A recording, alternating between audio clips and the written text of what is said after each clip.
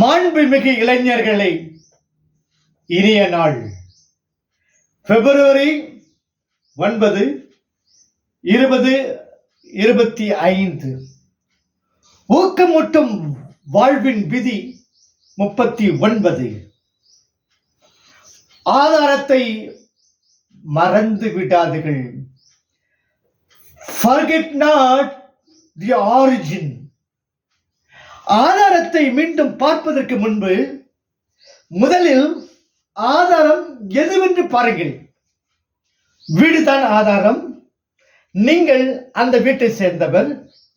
அங்கே நீங்கள் சௌகரியமாக, பாதுகாப்பாக, அன்பாக, நம்ப தகுந்தவராக இருப்பீர்கள்.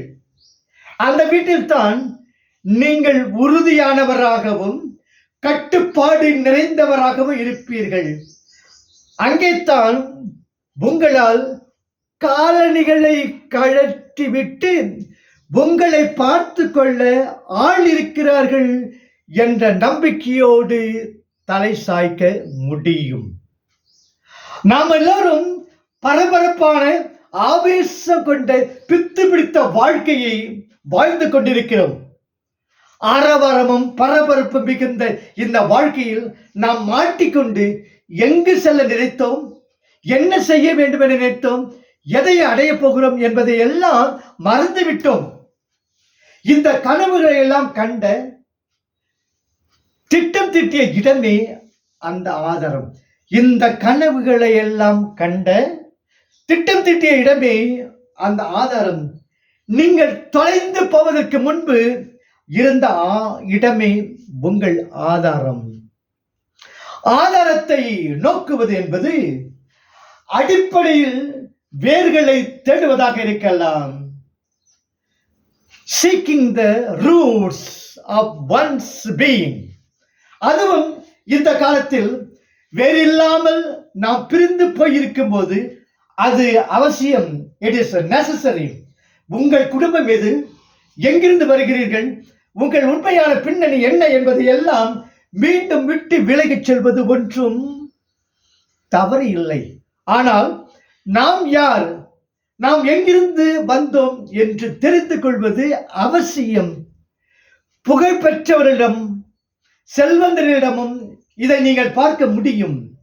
தங்கள் கடந்த காலத்தை அவர்கள் மறுப்பதையும், வேறு யாரோவாக தங்களை காட்டிக்கொள்ள முயல்வதையும் பார்க்கலாம். இதன் மூலம் அவரது பொய்யான, போலியான முகம் வெளியே வந்துவிடும். நீங்கள் வளர்ந்த இடமே உங்கள் ஆதாரம்.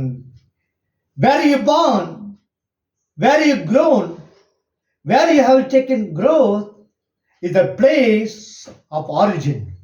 இளமையில் நீங்கள் நம்பிக்கையும் பயமும் கலந்து இங்கே தான் வளர்ந்தேன் என்று எங்கு உணர்கிறீர்களோ அங்குத்தான் உங்கள் ஆதாரம். அல்லது ஒரு நண்பரே உங்கள் ஆதாரமாகவும் இருக்கலாம். பல்லாண்டு கால நண்பர். அவரை நீங்கள் குழம்புவதற்கு முன்பு இருந்த இருப்பை உங்களுக்கு நினைவுபடுத்துபவராக இருப்பார். நாம் எங்கிருந்து வருகிறோம் என்பது எல்லாருக்கும் தெரிந்திருக்காது. அதை நாம் பொருட்படுத்த தேவையில்லை. நீங்கள் தத்தெடுக்கப்பட்டவராக இருக்கலாம். ஆனால் நீங்கள் வளர்ந்தது வேறு, எங்கேயோ சூழ்நிலை. வளர்ந்தது வேறு, எங்கேயோ சூழ்நிலை எதுவாக வேண்டுமானாலும் இருக்கலாம். நீங்கள் தேடும்போது நமது இடத்தில் தான் இருக்கிறோம் என்ற உணர்வை தரக்கூடிய இடமாக இருப்பதே ஆதாரம். அந்த ஆதாரம் நீங்கள் பிறந்த இடமாக இருக்க வேண்டியது இல்லை, வளர்ந்த இடமாகவும் இருக்க வேண்டியது இல்லை. நீங்கள் உண்மையில் அத்தகைய ஒரு ஆதாரம் இல்லாமல் சிரமப்படுகிறீர்கள் என்றால் உங்களுக்கான ஒரு ஆதாரத்தை நீங்கள் உருவாக்கி கொள்ள முடியும். பாதுகாப்பை உணரும் எந்த இடமும் உங்கள் ஆதாரமே. பாதுகாப்பை உணரும் எந்த இடமும் உங்கள் ஆதாரமே.